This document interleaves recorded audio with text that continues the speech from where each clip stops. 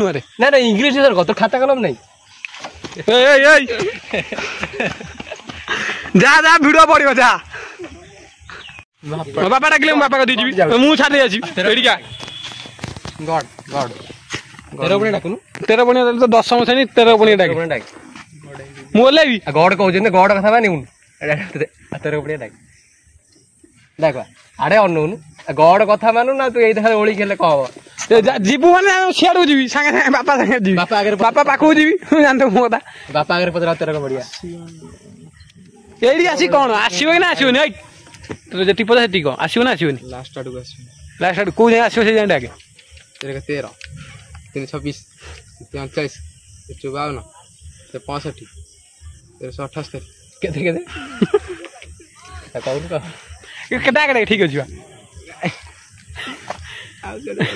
डाक न एती छाडी त भल लागियो 13 326 354 354 365 1365 मिक्से दे हां 13 एपुडु तू आम ए से 1375 करले जानी 50 नाम कहनी 75 78 हां 78 पढ़ के इन रखा गए डाक डाक जा गोपाल नहीं से 13 पणी डाक दे जो 13 डाकी जी अरे 13 को डाकी के जीव रे आ दे जाऊ गॉड और तू डाक तू डाक एगो रेडी गॉड गॉड तू डाकुनु डाकिला तू सीधा डाक ताको दिगणु केसैबी तू डाकुनु तोर पणी डाक तो वीडियो दिंग अछि आसना आसना कहनु आसना एई तू आगु आछ न तोरी आगे थडी बाइंडू ए ताको त मुंह देखेल तो सीधा कहि गॉड प्लीज हां हेला त तते आसना तते तो 13 पणी एटा छाड़ दे तू जा तो हेगला पास है काली देखि यूट्यूब रे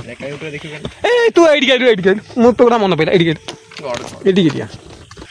कोन फॉलो हम फॉलो कोन क्षेत्र पर सूत्र का हां हाथ पिंडू भूमि गुण नु छ रंबस रो तू तो आसना 13 पणी क्या रंबस रो शिव जाके रंबस प्रिजिम रो प्रिजिम को जानछ जानू हां प्रिजिम केंदा कहि रो से को प्रिजिम केंदा को से के मित हाथ पर कौन प्रिजिम के मीडिया किमितिया अरे प्रिजिम के मीडिया चित्र करी तो हाथ रे को चित्र को हाथ रे को हाथ रे कथा बुझिउ मने 13 को पणी देख बन्नी ये कम बाइंड तो आसुनी तू तू मु कैमरा डाकुन तू डाक कौन कौन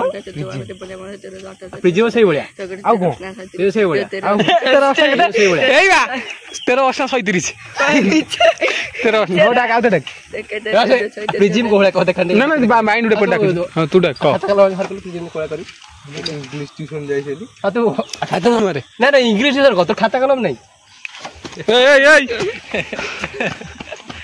जा जा वीडियो पड़ो जा हाँ जी guys welcome back to another episode तो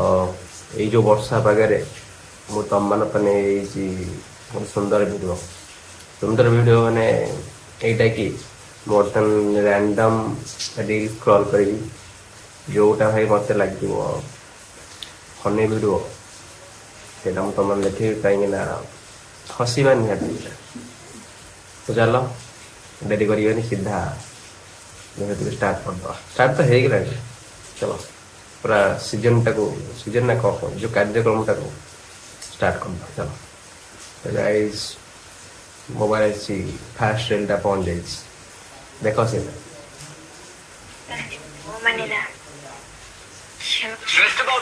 आजिकल जो पुआ मैंने ना सेमान को जो ये सब करी छना पुआ मैंने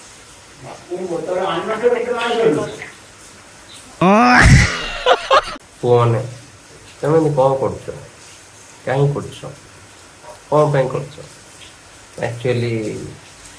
से को करिया कथा कहते मु तो बुझीपारनी